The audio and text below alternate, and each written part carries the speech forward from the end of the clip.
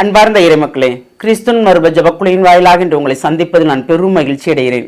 7ஆம் மாதத்தில் முதல் நாளில் நிற்கிறோம் இல்லையா? இந்த மாதத்தின் முதல் நாளை காண வைத்தாரே, அது பெரிய கிருபை. இந்த மாதத்தின் முழுவதும் அவர் நம்மளை நன்மைகளால் நிரப்பி நம்மளை நிறைவாக வழிநடத்த வேண்டும் இல்லையா? அந்த வழிநடத்தல் மட்டும்தான் நாம் கேட்க வேண்டும். இந்த நாளை காண வைத்த தேவனுக்கு கோடான கோடி நன்றி சொல்வோம். இந்த மாதத்தில் நாம் ஒவ்வொரு நாளும் நாம் என்ன செய்ய வேண்டும் என்று இறைவன் திட்டமிட்டிருப்பார். என்ன செய்ய வேண்டும் ஆண்டவரே என்று நாம் அவரிடம் கேட்கும்போது அனைத்துக்கும் நமக்கு பதில் கிடைக்கும். தூயாவின் வல்லமையால் நமக்கு வெளிப்படுத்துவார். அதன் மூலம் நாம் நடப்போம். இன்று அவர் நமக்கு என்ன இறைவார்த்தை தருகிறார் பார்ப்போமா? இறைவாக்கினர் எசேயா எழுதிய நூல் அதிகாரம் 61 இறைவார்த்தை 1-3 முடிய. ஆண்டவராகிய என் தலைவரின் ஆவி என் மேல் உள்ளது, ஏனெனில் அவர் எனக்கு அருள் பொழிவு செய்துள்ளார். ஒடுக்கப்பட்டோருக்கு நற்செய்தி அறிவிக்கவும், உள்ளம் உடைந்தோரை குணப்படுத்தவும், சிறைப்பட்டோருக்கு விடுதலை பறைசாற்றவும், கட்டுண்டோருக்கு விடியலை தெரிவிக்கவும் என்னை அனுப்பியுள்ளார். ஆண்டவர் அருள் தரும் ஆண்டினை முழங்கவும், நம் கடவுள் அநீதிக்கு பழிவாங்கும் நாளை அறிவிக்கவும், துயருற்று அழுவோருக்கு ஆறுதல் அளிக்கவும், சியோனில் அழுவோருக்கு ஆவண செய்யவும், சாம்பலுக்கு பதிலாக அழகு மாலை அணிவிக்கவும், புலம்பலுக்கு பதிலாக மகிழ்ச்சி தைலத்தை வழங்கவும், நலிவுற்ற நெஞ்சத்திற்கு பதிலாக புகழ் என்னும் ஆடையை கொடுக்கவும் என்னை அனுப்பியுள்ளார். நேர்மையின் தேவதார்கள் என்றும் நாம் மாற்றியுமாறு ஆண்டவர் நட்டவை என்றும் அவர்கள் பெயர் பெறுவர். Praise the Lord. இயேசுவை அனுப்பினார் தந்தையாம் இறைவன் இல்லையா? நம்மளை மீட்பதற்காக. அதன்படி ஒவ்வொருவரையும் பேர் சொல்லி அழைக்கிறார்.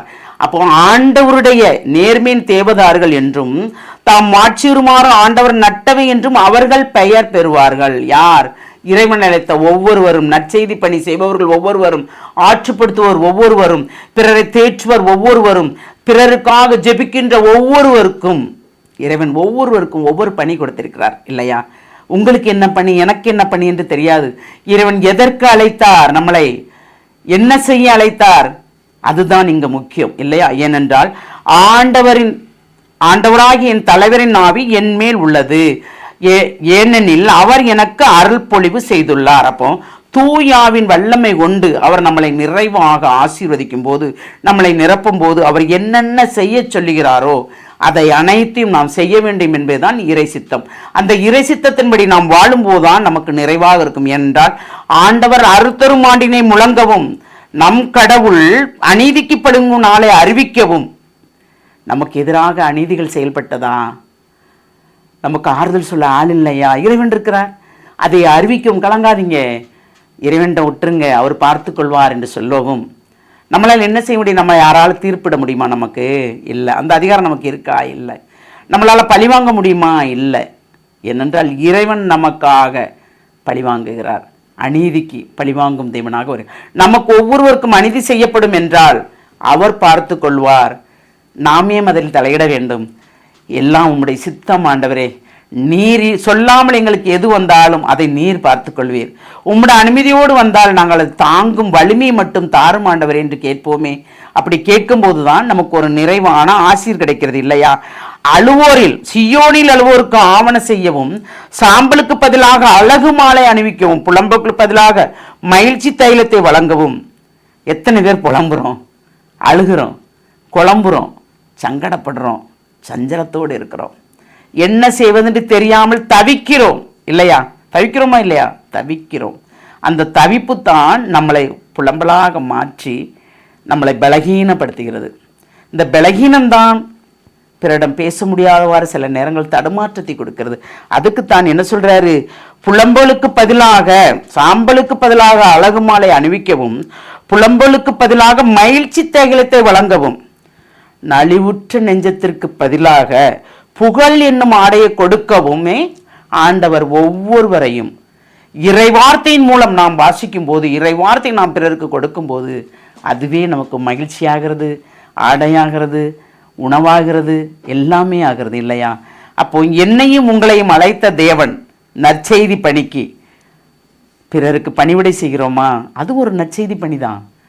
பிறரை தேற்றுகிறோமா? அது ஒரு நற்செய்தி பணிதான். பிறருக்காக நம் இருக்கிற இடத்திலிருந்தே ஜெபிக்கிறோமா? அதுவும் நற்செய்தி பணிதான்.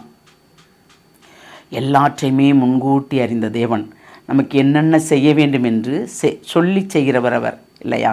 அப்போ அவர் கொடுத்த பணியை நாம் நிறைவாக செய்யும்போது நமக்கு எல்லாமே நிறைவாக இருக்கும்.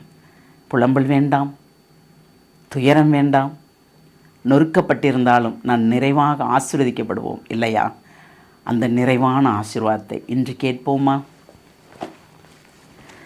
தாயும் தந்தையுமான இறைவா, மாதத்தில் முதல் நாளில் ஆமாண்டவரே ஆறுதலாக எங்களை அரவணைத்து தேற்றி எங்களை திடப்படுத்தி தாங்கி எங்களை தப்பித்து உங்களுடைய கருத்துக்குள் ஏந்தி வைத்திருக்கிறே, அதற்கு கொடான கொடி நன்றி ஆண்டவரே. ஒவ்வொரு நொடிப்பொழுதும் நீர் எங்களை கண்ணுக்குள் வைத்து பாதுகாக்கிறீர். அதை நாங்கள் அறிகிறோம், உணர்கிறோம் ஆண்டவரே. அதனால்தான் நாங்கள் உம்மோடு இணைந்து நடக்கிறோம்.